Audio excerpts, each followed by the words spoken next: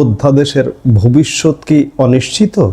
বাংলাদেশের রাজনৈতিক ইতিহাসে এক উত্তাল সময়ের সাক্ষী আমরা সবাই। 5ই আগস্টের তথাকথিত গণ অভ্যুত্থানের পর ডক্টর মোহাম্মদ ইউনূসের নেতৃত্বে গঠিত অন্তর্বর্তী সরকার দেশের শাসনভার গ্রহণ করেছিল। গত 18 মাসে তারা রাষ্ট্র সংস্কারের লক্ষ্যে মোট 132টি অধ্যাদেশ জারি করেছে এবং জুলাই সনদ নামের একটি তথাকথিত সনদও তারা জারি করেছে বলতে পারেন, কারণ এটি রাষ্ট্রপতি স্বাক্ষরিত সনদ। কিন্তু এই সনদটায় রাষ্ট্রপতি স্বাক্ষর করতে পারেন কিনা, কিংবা সেই সময়ের প্রধান উপদেষ্টা স্বাক্ষর করতে পারতেন কিনা, বা এর আইনি ভিত্তি কি আছে, এটি একটি বড় প্রশ্ন। সেই জায়গা থেকেই আজকে প্রশ্ন উঠছে যে জুলাই সনদের ভবিষ্যৎ কি আসলে অন্ধকার, কিংবা 132 অধ্যাদেশের কি হবে? আমরা এখন পর্যায়ক্রমে বিষয়গুলো একটু দেখতে চাই। 132 অধ্যাদেশ এবং জুলাই সনদ নিয়ে এক বিশাল প্রশ্নচিহ্ন দেখা দিয়েছে। অন্তর্বর্তী সরকারের জারি করা এই 132টি অধ্যাদেশ এখন চরম অনিশ্চয়তার মুখে। রাষ্ট্রপতি এই অধ্যাদেশগুলোতে কোন আইনে স্বাক্ষর করেছিলেন, সংবিধান কি বলে, নতুন নির্বাচিত সরকার কেন এই সংস্কারগুলো এড়িয়ে যেতে পারে, ডক্টর ইউনূসের অন্তর্বর্তীকালীন সরকারের 559 দিনের শাসনামলে মোট 132টি অধ্যাদেশ জারি করা হয়। এর মধ্যে 2024 সালে 17টি, 2025 সালে 80টি এবং 2026 সালের 17 ফেব্রুয়ারি আগ পর্যন্ত 35টি অধ্যাদেশ জারি করা হয়। নতুন সরকার শপথ নেওয়ার পর এখন এই অধ্যাদেশগুলোর ভবিষ্যৎ কি? নিয়ম অনুযায়ী জাতীয় সংসদের প্রথম অধিবেশন বসার 30 দিনের মধ্যে এই অধ্যাদেশগুলোকে আইন হিসেবে পাশ করতে হবে। যদি সংসদ এগুলো পাশ না করে তবে 30 দিন পর এগুলো স্বয়ংক্রিয়ভাবে বাতিল হয়ে যাবে। এখানেই তৈরি হয়েছে বিতর্ক। বিএনপি নেতৃত্বাধীন বর্তমান সরকার কি এই সংস্কারগুলো মেনে নেবে? বিশেষ করে জুলাই জাতীয় সনদ, যা বৈষম্য বিরোধী আন্দোলনের মূল স্পিরিট ধারণ করে, সেটির ভাগ্যে কি আছে? সূত্র বলছে বিএনপি এই সনদের অনেক বিষয়ের সাথে সম্পূর্ণ একমত নয়। ফলে জুলাই বিপ্লব বা জুলাই সহিংসতার চেতনা কি আইনি রূপ পাবে নাকি আস্থা করে নিক্ষিপ্ত হবে? অনেকেই প্রশ্ন করেন, সংসদ ছাড়া রাষ্ট্রপতি কিভাবে আইন তৈরি করেন? এর উত্তর রয়েছে আমাদের সংবিধানের 93 অনুচ্ছেদে।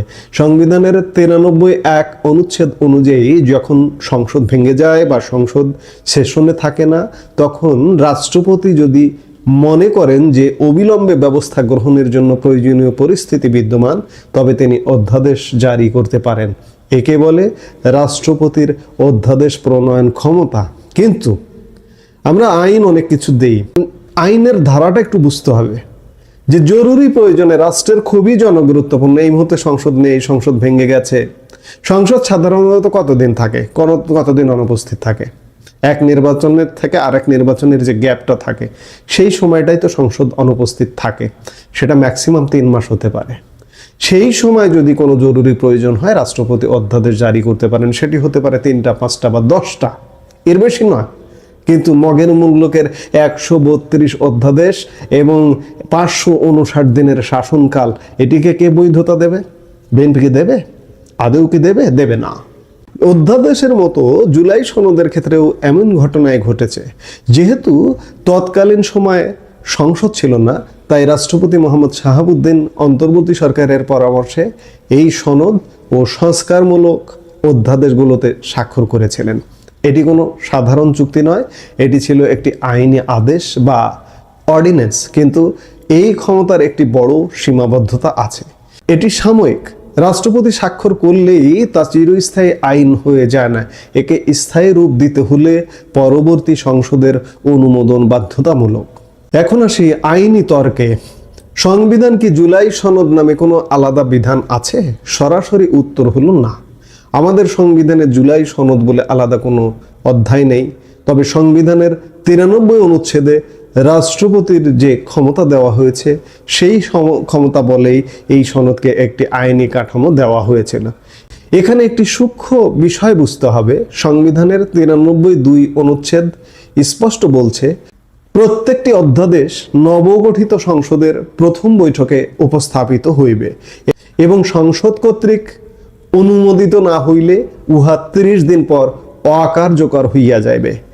এর মানে হলো রাষ্ট্রপতি যে জুলাই সনদে স্বাক্ষর করেছেন কিংবা এই যে 132টি অধ্যাদেশে স্বাক্ষর করেছেন তা এখন সম্পূর্ণভাবে নির্ভর করছে নবনির্বাচিত সংসদ সদস্যদের উপর।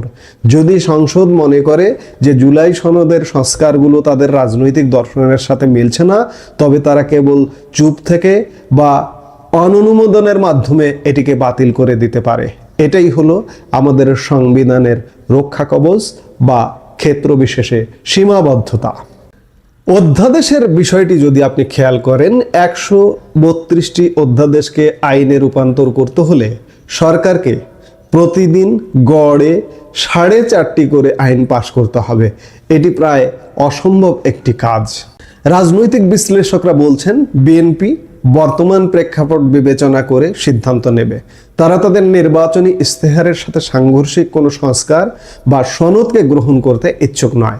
বিশেষ করে সংবিধান সংস্কার পরিষদের সদস্য হিসেবে শপথ না নেওয়া এবং জুলাই জাতীয় সনদ বাস্তবায়ন নিয়ে যে অনীহা দেখা যাচ্ছে তা ইঙ্গিত দেয় যে এই সনদটির ভাগ্য সম্ভবত অন্ধকারের দিকে যাচ্ছে। আপনারা জানেন যে আগামী 12 মার্চ জাতীয় সংসদের প্রথম অধিবেশন আহ্বান করেছেন মহামান্য রাষ্ট্রপতি। এই 12 মার্চ থেকে 30 কার্য দিবসের মধ্যে যদি অধ্যাদেশগুলো আইনে পরিণত না করা হয় তাহলে এগুলো স্বাভাবিকভাবেই স্বয়ংক্রিয়ভাবে বাতিল হয়ে যাবে। 132-132-এর মধ্যে কিছু হয়তো বিএনপি রাখতেও পারে। এখানে অনেক কিছু আছে। দেখুন, এই যে গত 1.5 বছরে যে বিচার টিচার ইত্যাদি বিভিন্ন কিছু, এই বিচার নিয়েও অধ্যাদেশ আছে। এই যে আন্তর্জাতিক অপরাধ ট্রাইব্যুনালের কাঠামো চেঞ্জ করা হয়েছে অধ্যাদেশ জারি করে। এই আন্তর্জাতিক ট্রাইব্যুনাল সংক্রান্ত অধ্যাদেশটিও যদি পাশ না হয়, আইনে পরিণত না হয়, তাহলে এই আদালতে এই ট্রাইব্যুনালে যে বিচার করা হয়েছে, 3টি বিচার করা হয়েছে, সাবেক প্রধানমন্ত্রী শেখ হাসিনা, আসাদুজ্জামান খান কামাল কিংবা সাবেক আইজিপি আবদুল্লাহ আল মামুন এবং আরও বিচার চলমান রয়েছে।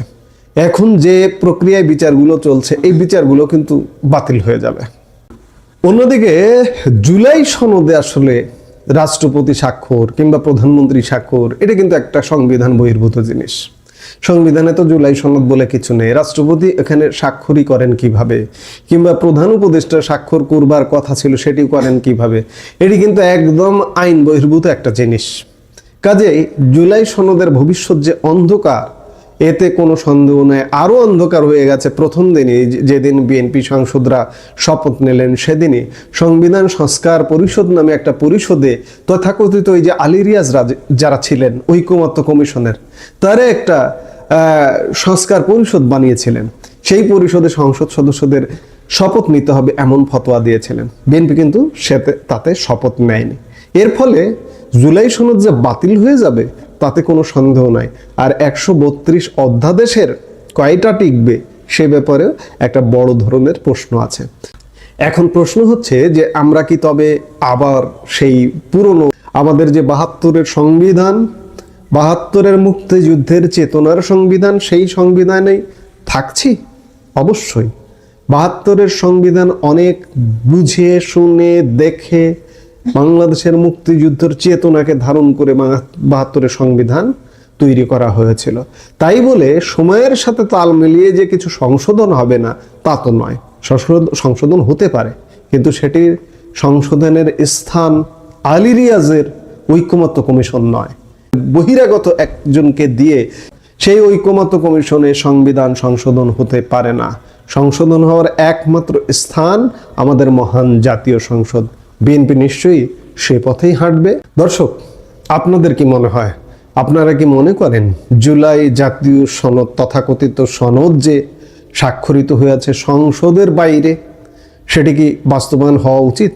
কিংবা এই যে 132 অধ্যাদেশ, এই 132 অধ্যাদেশ পাশ করার কোনো বাস্তবতা নেই, এটি কি পাশ করা উচিত? সবগুলো একসাথে সংসদে তুলে কি এটি বাস্তবায়ন করা উচিত? আপনি কি মনে করেন? আমাদের কমেন্টে আপনার মতামত জানাতে পারেন।